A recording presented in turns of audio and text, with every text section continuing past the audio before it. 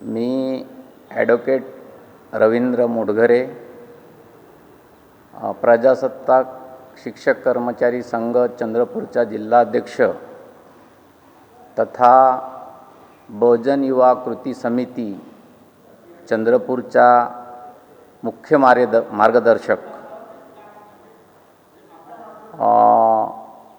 या ठिकाणी 16 ऑक्टोंबर 1956च्या चंद्रपूरची विस्मरणात गेलेली दीक्षा क्रांती या विषयाच्या संबंधाने मी आपल्यासमोर आपले विचार या ठिकाणी मांडत आहे।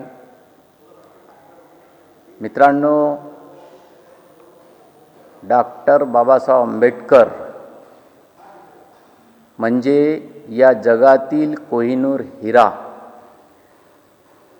या भारत देशामध्ये जन्म घेऊन आम्हा सर्व बौद्ध बांधवांना अतिशय महत्त्वाचा एक उद्रेक करून, धम्मक्रांती करून आम्हाला एक नवजीवन दिलेलं आहे।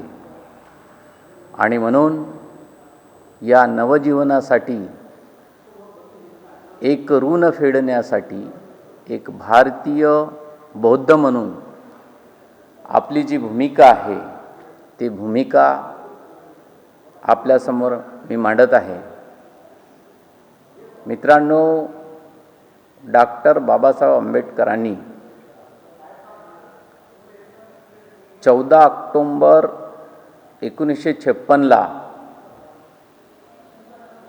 नागपूर या ठिकाणी 7 लाख अनुयायांसोबत बौद्ध धम्माची दीक्षा दिली। आणि या दीक्षा समारंभामध्ये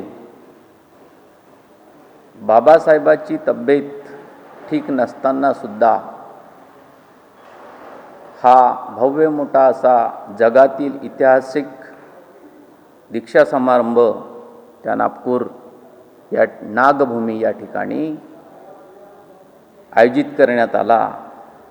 आणि तो दीक्षा समारंभ अतिशय महत्त्वाचा, या बौद्धांसाठी महत्त्वाचा ठरला की जेव्हापासून डॉक्टर बाबासाहेब आंबेडकरांनी आम्हाला दीक्षा दिली, त्या दीक्षेच्या माध्यमातून आम्ही पूर्वाश्रमीचे महार, मांग, ज्या काही आमच्या जाती होत्या त्या जाती विसरून आम्ही 1956 नंतर बौद्ध झालो। आणि बौद्ध झाल्यानंतर या देशामध्ये आम्हाला मान, प्रतिष्ठा, स्वाभिमान हा प्राप्त झाला। आणि तोच हे जो मान प्राप्त झाला, हा प्राप्त झालेला मान, सन्मान आणि माणसामध्ये आम्ही आलो ते म्हणजे आमचे बाप डॉक्टर बाबासाहेब आंबेडकरांमुळे। ही दीक्षा क्रांती अतिशय महत्त्वाची आहे की त्या दीक्षा क्रांतीमुळे आम्हाला एक नवजीवन मिळालं। आणि त्यानंतर 16 ऑक्टोंबर 1956ला लगेच डॉक्टर बाबासाहेब आंबेडकरांनी त्या नागपूरला दीक्षा दिल्यानंतर डॉक्टर बाबासाहेब आंबेडकरांनी 16 ऑक्टोंबर 1956ला चंद्रपुरामध्ये सुद्धा एक भव्य मोठा दीक्षा समारंभाचा कार्यक्रम आयोजित केला। आणि त्या कार्यक्रमाचं सर्व जबाबदारी बॅरिस्टर राजाभाऊ खोब्रागडेच्या माध्यमातून या आमच्या चंद्रपूरवासियांना त्याचा लाभ घेता आला, आम्हाला त्याचा लाभ मिळाला। मित्रांनो, बाबासाहेब आंबेडकरांनी दीक्षा समारंभाच्या माध्यमातून आम्हाला बौद्ध केलं,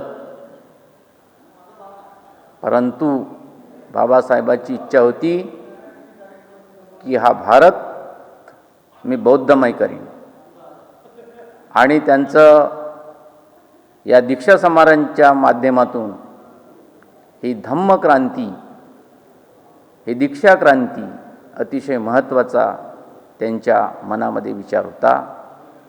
त्यांनी हा विचार देण्यासाठी शेवटी आपल्या वयाच्या हा दीक्षा समारंभ घडवून आणला.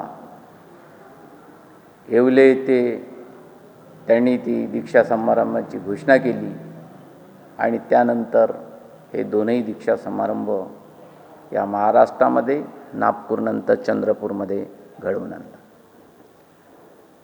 बाबासाहेबाचा विचार, बाबासाहेबाचं ह्या दीक्षा घेण्यामागचा उद्देश असा होता आणि सेंटर प्लेस बाबासाहेबांनी का निवडले, एक दीक्षा समारंभ नागपूर आणि दुसरा दीक्षा समारंभ चंद्रपूर, याचं कारण असं होतं की नागपूरच्या दीक्षाभूमीचा जो सेंट्रल हेरिटेज सेंटर पॉईंट आहे तो जगामध्ये जे समोर तिकडचे जे राज्य आहे, दिल्लीपासून तर त्या भागातील सर्व राज्य आहे, त्यांना अशा प्रकारचा फ्लो मिळावं आणि त्या भागातून तिकडे बुद्धांचा लोंढा जावा, म्हणजे इंडियामधील सर्व राज्य कव्हर करण्यासाठी तो एक अतिशय महत्त्वाचा सेंटर प्लेस निवडला होता. तिथून इंटरनॅशनल लोकसुद्धा या भारतामध्ये आल्यानंतर असा प्रचार आणि प्रसार बौद्ध धम्माचा होईल, असा एकमेव उद्देश डॉक्टर बाबासाहेबांच्या मनामध्ये होता. दुसरा उद्देश असा होता चंद्रपूरची दीक्षा घेण्यामागे की इथं जो बौद्ध झाला, इथले जर दीक्षाभूमी ही प्रचलित झाली आणि म्हणून या चंद्रपुरामधून इकडील जो भाग होता मध्य प्रदेश, इकडचे जे राज्य होते, मध्य प्रदेश म्हणा,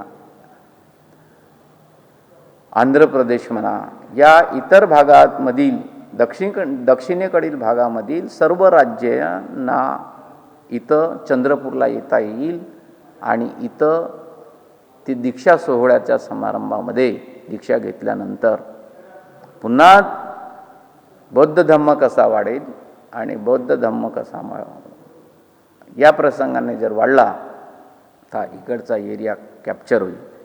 म्हणजे हे दोनही दीक्षा समारंभ अतिशय महत्त्वाचे होते.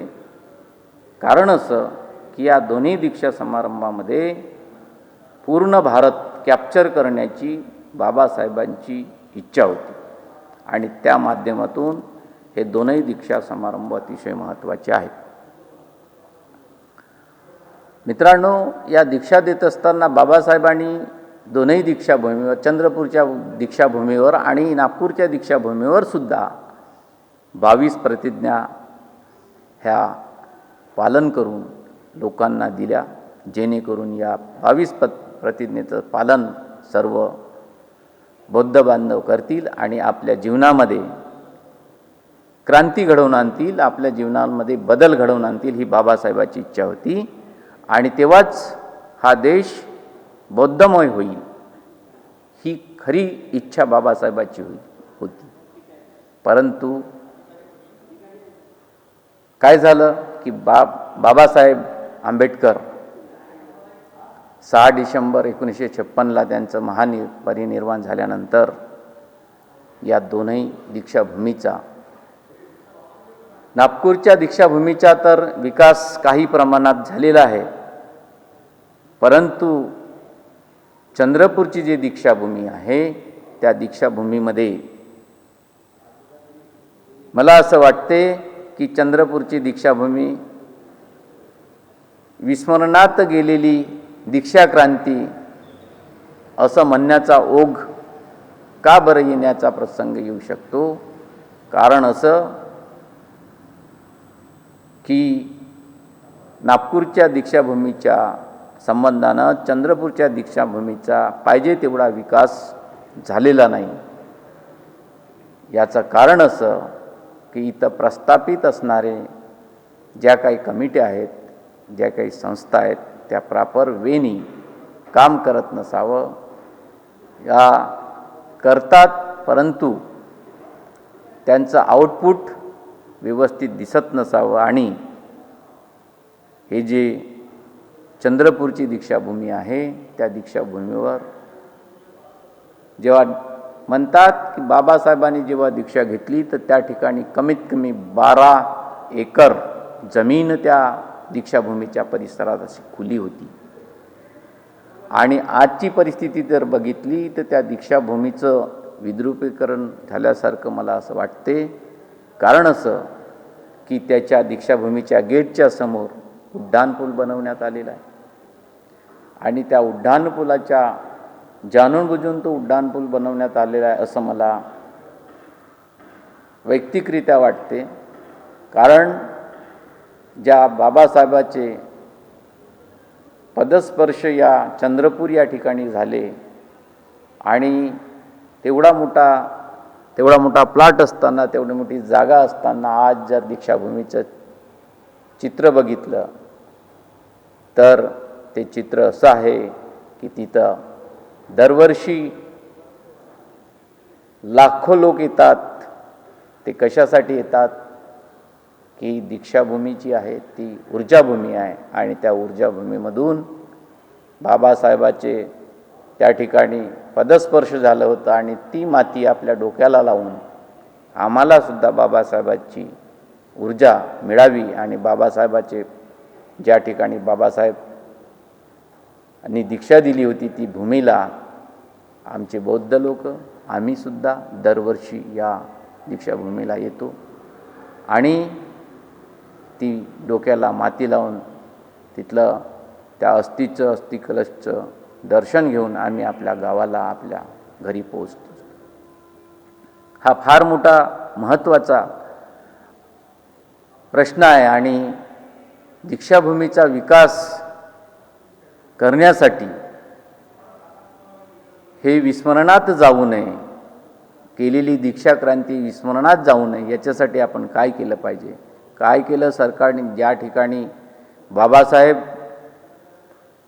चंद्रपूरला आले आणि ज्या रेस्ट हाऊसमध्ये थांबले त्या रेस्ट हाऊसला अजूनही बाबासाहेबाची आणि माईसाहेबाची त्या ठिकाणी फोटो आहे.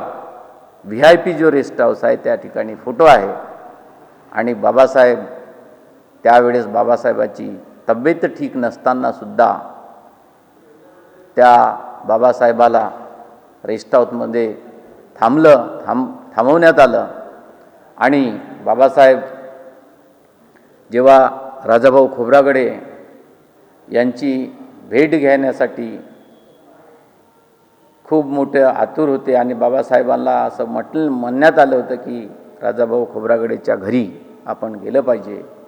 परंतु बाबासाहेबाची जी अवस्था होती त्या ठिकाणी ज्या रेस्ट हाऊसमध्ये थांबलेले होते त्या रेस्ट हाऊसमध्ये लाखो जनता, दीक्षा समारंभ झाल्यानंतर लाखो जनता पुन्हा बाबासाहेबाला बघण्यासाठी त्या रेस्ट हाऊसमध्ये जमा झाली आणि त्या रेस्ट हाऊसच्या बाहेर जेव्हा बाबासाहेबांना सांगण्यात आलं की तुमची खूप आतुरतेने लोक, फार भावनिक होऊन लोक जेव्हा वाट बघत आहेत, लाखो समुदाय त्या रेस्ट हाऊसच्या समोर जमा होता.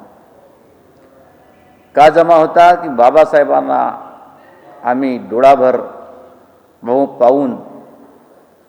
पाहणं तेच आमचं भाग्य असेल अशा प्रकारची आमच्या बौद्धांची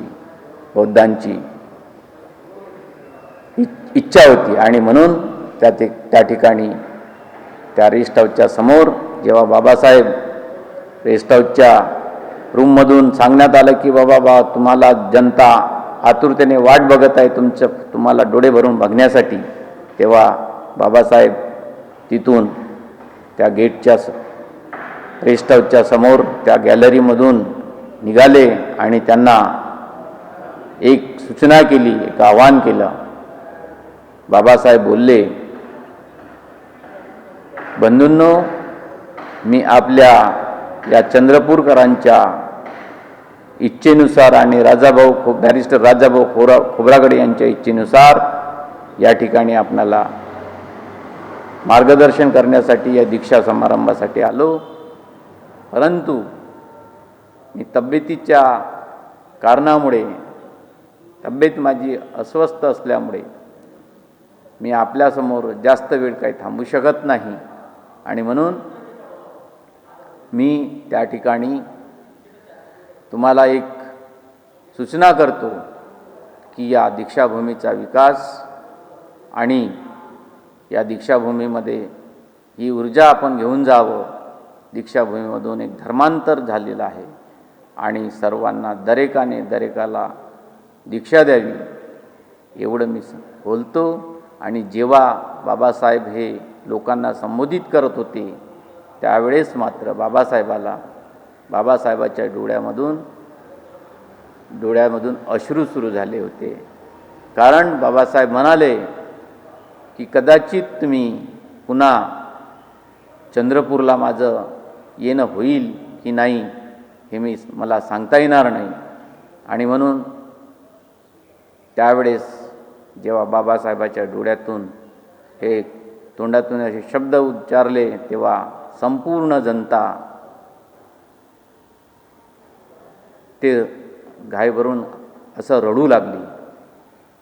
आणि म्हणून बंधूंनो, आज काळ हा फार महत्त्वाचा आहे.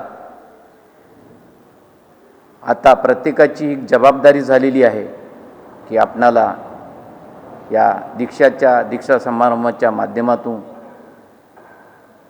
लोकांची जी प्रतिक्रिया, लोकांना जो मार्गदर्शन आहे हा दीक्षाभूमीवरून झालं पाहिजे. आणि या ठिकाणी दीक्षा समारंभाच्या संबंधाने विविध प्रकारचे 2 दिवशी 15 आणि 16ला हा कार्यक्रम चंद्रपूर या दीक्षाभूमीवर होत असतो.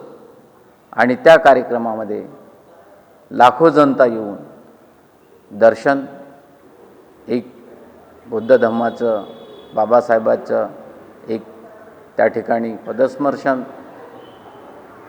जमिनीची माती जी आहे ते माती आपल्या कपाळाला लावतात आणि एक ऊर्जा निर्माण करतात.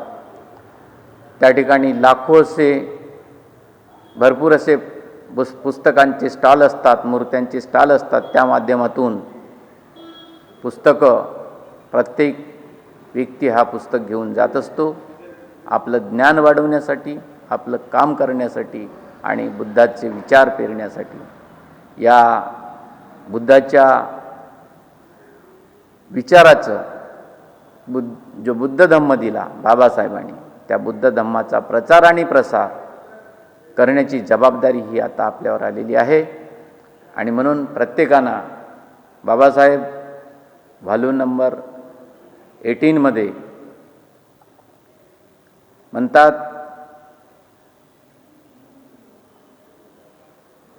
Every primary person the responsibility of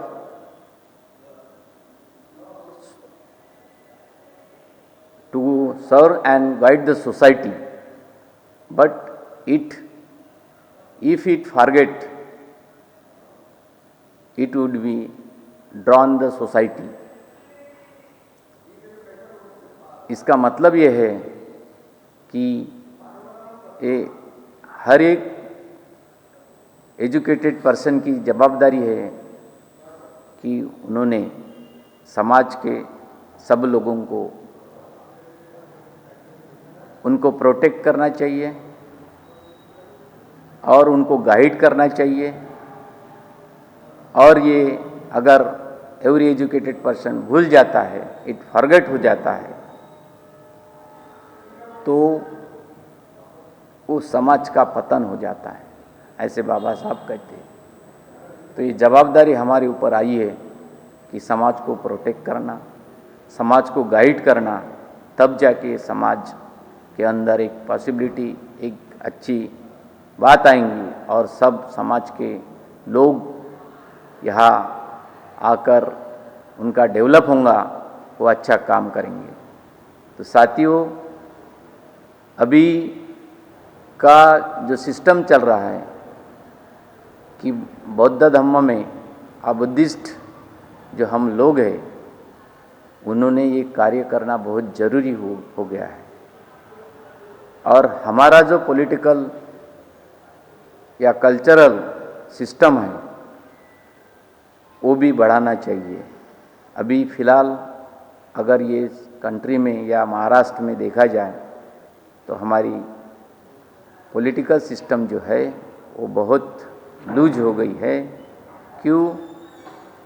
इसलिए लूज हो गई है कि हमारे में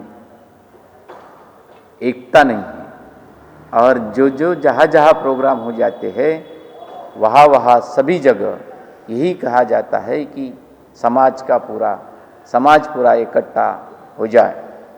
मेरा कहना ये है कि समाज इकट्ठा करने के लिए उसमें सॉल्यूशन भी होना ज़रूरी है। आज तक समाज में बहुत सारी अम्बेडकर राइट्स पार्टियाँ काम कर रही है, और इस पार्टियों में एकता लाने के लिए बाबा साहब अम्बेडकर ये ब्रांड है, और बाबा साहब अम्बेडकर के ही नाम पर सभी पार्टियाँ, पॉलिटिकल पार्टियाँ काम करती है। और ये पॉलिटिकल पार्टियाँ जब काम करती है तो हमारा बुद्धिस्ट वोट है और डिस्ट्रीब्यूशन हो जाता है।